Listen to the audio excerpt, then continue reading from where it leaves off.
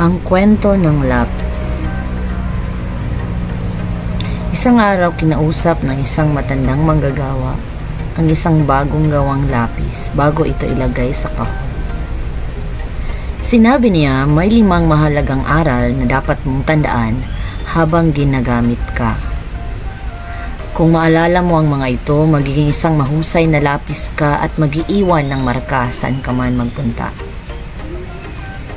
Mayroong 5 aral ang lapis. Una, magagawa mo ang mga dakilang bagay kung magpapahintulot ka sa sarili mong mahawakan ng tamang kamay.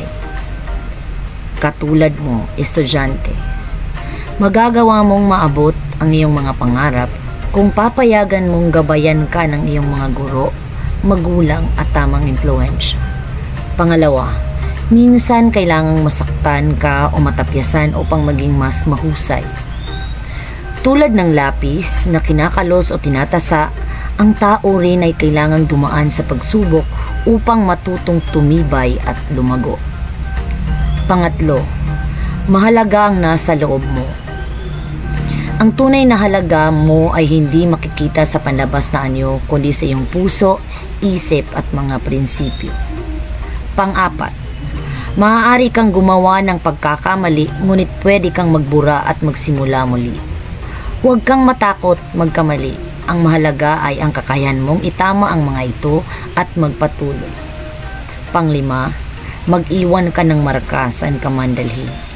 Sa bawat ginagawa mo, siguraduhin ito ay makabuluhan at makatulong sa iba. Tandaan, tulad ng lapis, ikaw din ay espesyal at may kakayahang magdala ng pagbabago sa mundo. Hayaan mong ang mga aral na ito ang gumabay sa iyo sa iyong paglalakbay bilang isang estudyante. Ang bawat isa ay may kakayahang magtagumpay basta't bukas ka sa pagkatuto, pagtanggap ng pagkakamali at paggawa ng mabuti.